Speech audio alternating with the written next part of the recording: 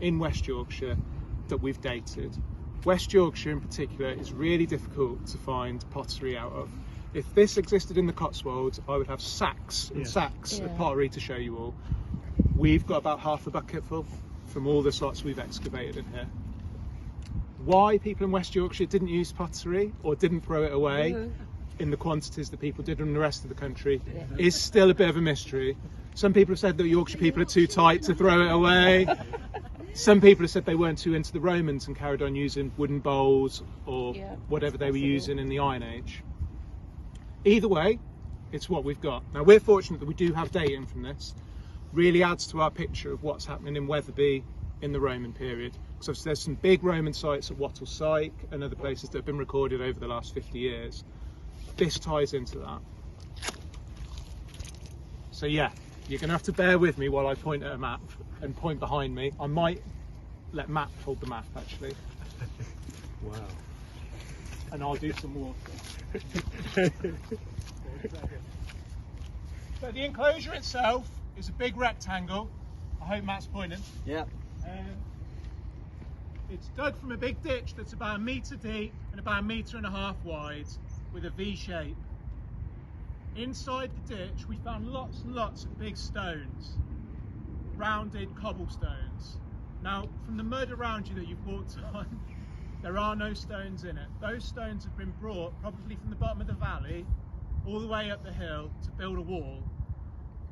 When the Romans have abandoned this enclosure, for whatever reason, we don't know. It could be that the ground got too wet, that's probably likely, or that the family died and they didn't have any people to take it over.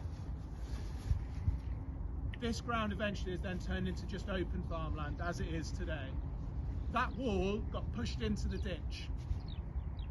So as archaeologists, we've then come along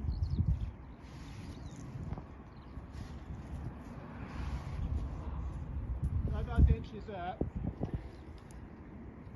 full of stones about this size that would have made the big wall. My archaeological team weren't too impressed. These are hard to dig and then hard to get out of the bottom of a metre deep ditch. But for us it's really useful because again it tells us how people lived up here on this hill.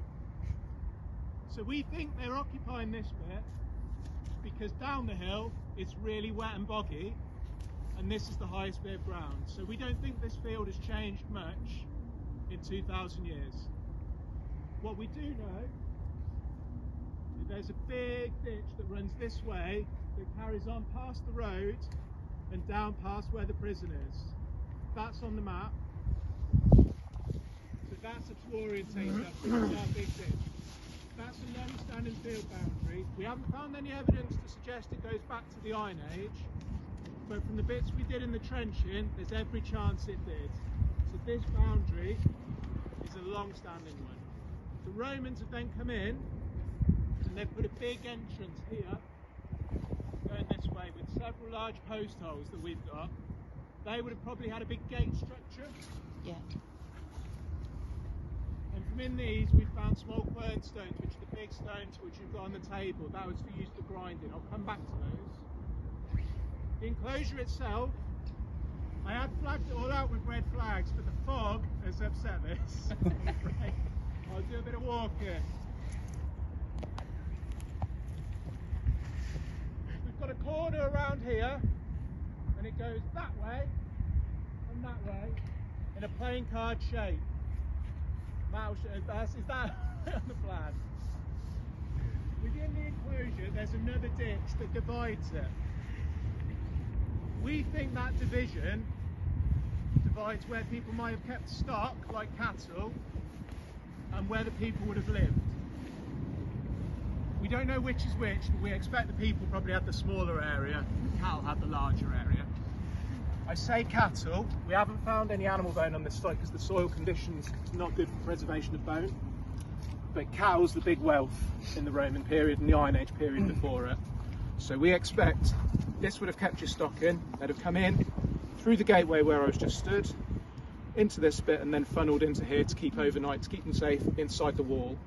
Then in this area here, the people would have lived. It might be the other way around. The problem we had, as I said earlier, is everything in the top 30 centimetres has been ploughed away. over the last 2,000 years.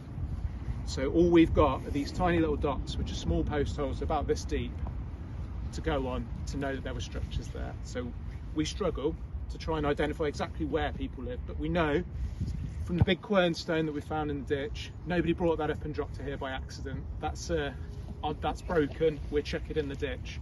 That shows that people were processing cereals, grinding for bread in this area. And we also know from the pottery, we'll get that looked at by our specialists. They'll be able to tell us what type it is. So if it's a beaker, a bowl, a storage jar, that might give us another idea as to how people ate, how people drank. And potentially from things we've dug up, we'll take them through and we'll sieve them, the samples of the soil, and we'll look for tiny grains of charcoal and tiny grains of seed. And from those, that might give us an idea of either what fuel they burnt or what food they ate. So again, that's a process that will happen over the next year, that we'll get everything looked at in tiny lab conditions. But at the moment, we shovel it into buckets as best we can and take it back. Yes.